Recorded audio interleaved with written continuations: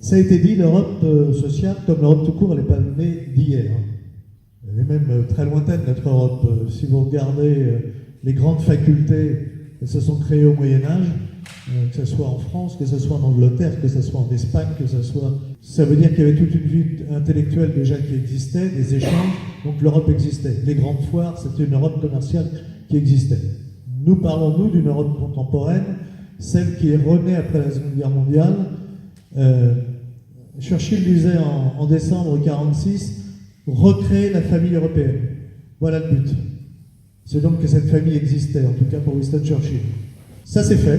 Ça s'est fait par le biais de l'industrie, l'accord sur l'acier, sur le charbon. Pourquoi ça a été choisi comme cela?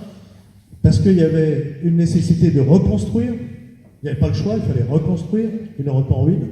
Et en même temps, c'était faire travailler les Européens, en tout cas les principaux pays européens, et la France et l'Allemagne, sur ces sujets. À l'époque, l'industrie de l'acier et du charbon, c'est ce qui permettait de construire des armes. Si on travaillait ensemble, on allait éviter de se construire chacun des armes dans notre coin pour se taper dessus. D'où ce choix, qui était un excellent choix. Sur des valeurs.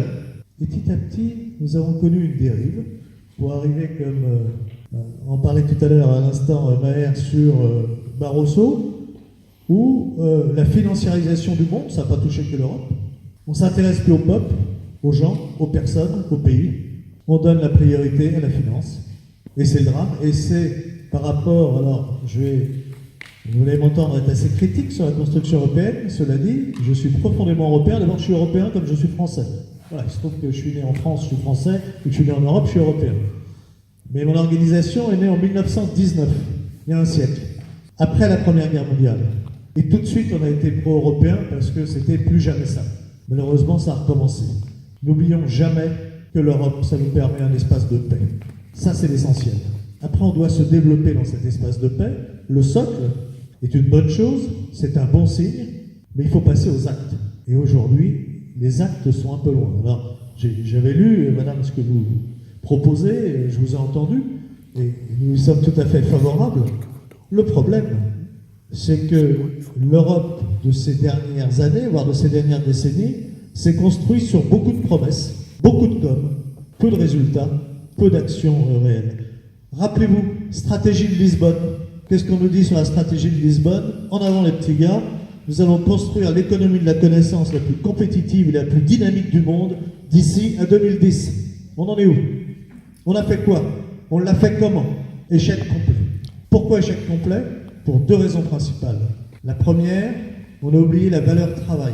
Et c'est ce qu'il faut rétablir. Le travail a une valeur considérable, bien supérieure à sa valeur financière. Le travail n'est pas une marchandise. Alors que depuis des décennies, on considère et on traite le travail comme une marchandise. Bien travailler, c'est pas ça. Travailler, c'est pour chacun participer à l'œuvre commune. En travaillant, je travaille avec les autres et pour les autres.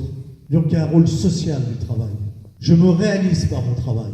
Et c'est ce que nous devons porter.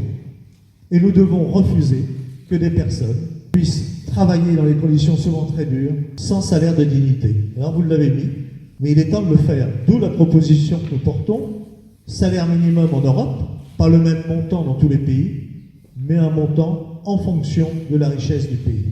Et quand je vous disais que l'Europe, c'était pas récent, cette idée du juste salaire, c'est pas une idée française, c'est une idée italienne, d'un médecin, moine, saint Thomas d'Aquin, XIIIe siècle. Chacun doit par son labeur pouvoir vivre dignement, lui, sa famille, et épargner. Nous sommes en plein Moyen-Âge, et déjà la réflexion est construite. Et bien que chacun en Europe puisse aujourd'hui, et d'ailleurs je le souhaite pour la planète, puisse vivre de son travail dignement, lui, sa famille est épargné. Et ça se passe par la deuxième erreur que nous avons faite, la naïveté des Européens.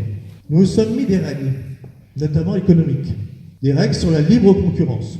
Et il y a une certaine logique à dire que la concurrence doit être libre. Après tout, c'est pas un gros mot, de libre concurrence. Ça devient néfaste quand elle n'est pas encadrée.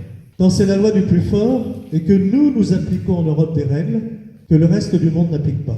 Et pourtant l'Europe, me semble-t-il, c'est la bonne dimension dans la mondialisation face à des mastodontes comme la Chine, comme les États-Unis, comme l'Inde. Encore faut-il que nous sachions nous protéger.